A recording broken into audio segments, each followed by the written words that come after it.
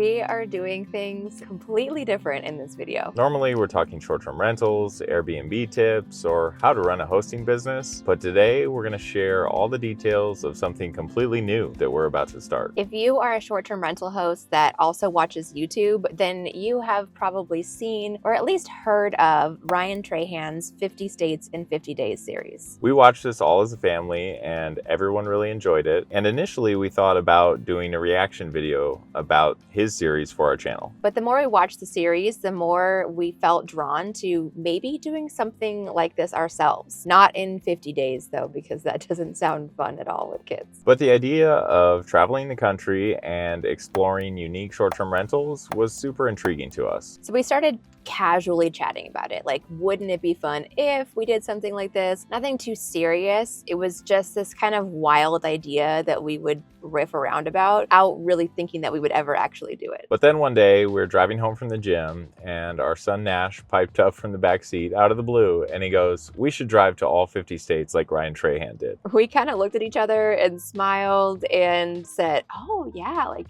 that would be really fun. That would be a cool thing to do. And then he followed up with, we could stay at really cool kids Airbnbs and put it on your YouTube channel. And that was really all it took. Our 8-year-old son was the brainchild of this whole idea that's pretty much going to consume our lives for the next 5 months. And we're going to be in this truck for thousands of miles as long as it doesn't break down or run out of battery on us, which it did once. So we'll share a little bit about that in a few minutes. Ryan Trahan's series absolutely inspired this trip we're about to go on, but we're not trying to go out and recreate his series. So here's what we're doing differently. First, and probably most obvious, is that we're going to do this series with our kids. And if you've watched any of our previous YouTube videos, you've probably seen a little bit about them before. So Nash is 8 and Vera is 4.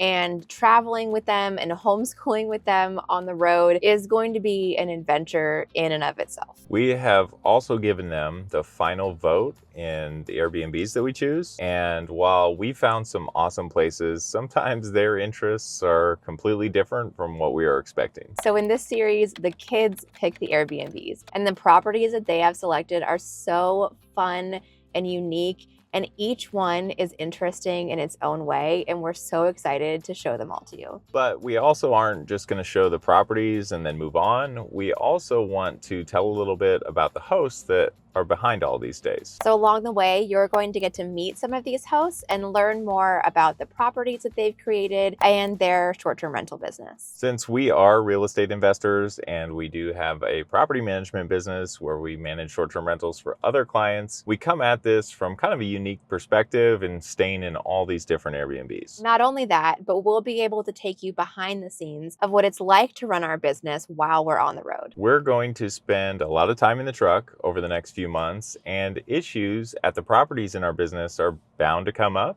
and we're going to take you along for the ride on how we solve those. So you'll literally be on the ride with us with this camera, and figuratively on the ride as we tackle these different things that come up with our business. We wish we could spend a week or more in each state, but we have to be a little bit reasonable and can't spend the next year traveling around the country in this truck with our kids, but we aren't going to race through it either. And so it is going to take longer than 50 days. We're trying to see as much as we can in each state while still keeping that timeline reasonable. We're looking at around 5 months. And that includes plenty of downtime built in so that we don't burn ourselves or our kids out. Another big difference with our trip is that we're doing it all in our all-electric Rivian R1T truck, which we're totally excited about because we do love this truck, but it does come with its own set of challenges. We've had to factor in charging time as well as charging availability, which has hindered us in some states. We won't be able to go to certain areas in particular states because the charging infrastructure just isn't there yet. Some of the properties that we are staying at do have EV charging, and that's a really nice perk, but definitely not all of them do. So there is going to be some strategy involved in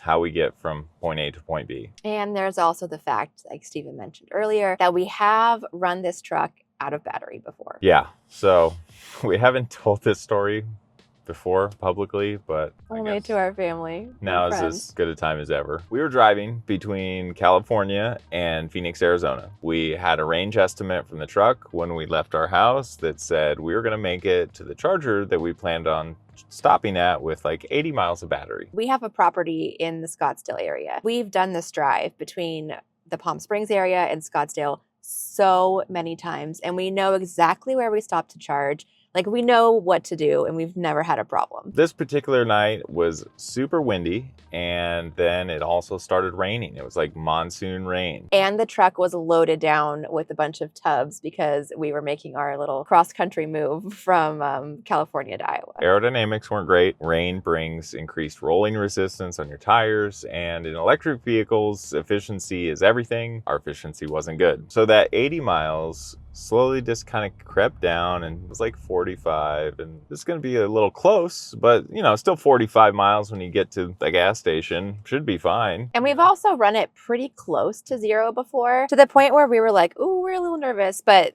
we made it and it was fine, and like the range was accurate and we were good. But again, we had all of these factors working against us that night. Get to the point we're about 10 miles from the charger that we need to charge at. The car says we'll have 2 miles left when we get to the charger. So we're getting close to the greater Phoenix area, western suburbs. There's some surface streets that we can take to this charger and drive slower. We figured if something happens and we run out of battery, at least we'll be off the freeway on a surface street and not on the 10. So we get off, taking the surface streets. The truck starts to give all kinds of warnings. Slowing itself down, Yeah, not letting you go over a certain mile per hour. We keep going, get there a little further, a little further. We are 1.8 miles, I would say. Mhm. And the truck says, emergencies shut down coming. You have to pull Pull over. over now. And so, okay, like there was nowhere right in that moment, but up ahead a little bit, there was a gas station. Steven is running like a madman around the gas station.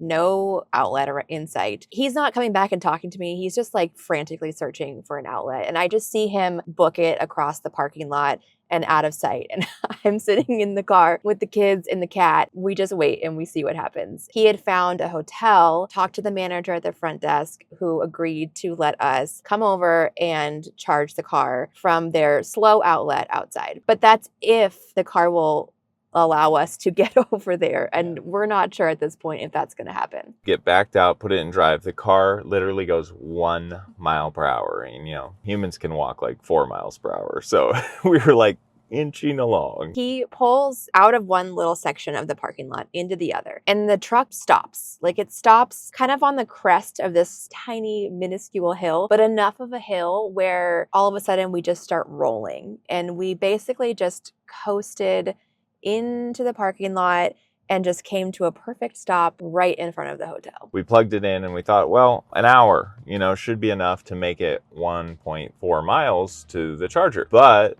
the truck software protects itself and doesn't want you to just like go out and run it dead again. It won't let you drive until you cross some unknown to us threshold of charge level. An hour turned into 2 hours, and then 2 hours turned into 3 hours, and the truck still won't turn back on. Now it's like after midnight, and the really awesome manager had come out. He'd given us some snacks, and we told him our story, and he's like, oh, I feel so bad for you guys. You're welcome to just hang out for as long as you want. Pretty soon it's 2, I think, and kids had been asleep in the back seat, and Kylie had tried to sleep, and I'm just like Googling things about like why the truck won't turn back on and reading other people's experiences. Eventually we realized that we needed to get everybody out of the car. Went inside to talk to the hotel guy, and he gave us the most amazing rate on a room for just sleeping for a couple hours. He even offered to watch our truck because we were parked in the fire lane so that Steven could get a couple hours of sleep. The basic end of the story is it took about 8 hours to get the truck to just turn on. And Steven then drove it over to the Tesla supercharger, charged all the way up in about 15 minutes, and then we were back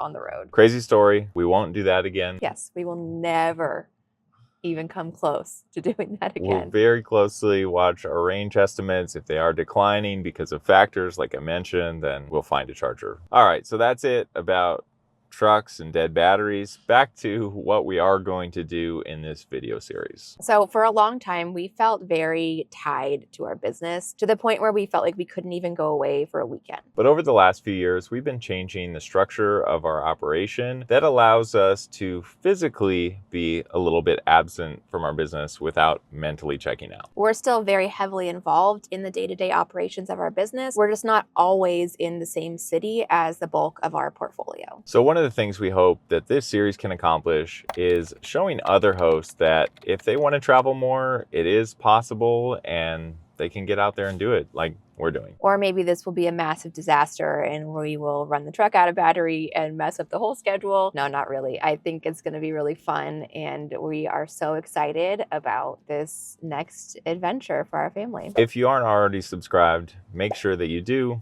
Turn on those notifications because the first state video is going to come out next week on September 9th. So starting next week, we are going to be publishing 2 videos per week over the course of the next 6 months. And then you can also head over to our Instagram and TikTok, where we'll be sharing a bunch of extra behind the scenes content about the properties where we're staying, and also the hosts behind them. At this point, we do have around 90% of the properties that we're going to stay at planned and the route of how we're going to get to them, but we don't have all the activities for each state planned out yet. So if you want to share something about your state, maybe it's a type of food that your state is known for, or a fun activity that you think the kids would enjoy, let us know down in the comments. Speaking of food, we do have about 2 hours left of our parents' night out, so we're going to go grab some dinner. Thanks for watching, and we'll see you in the next video, which is our first state in our big 50-state family adventure.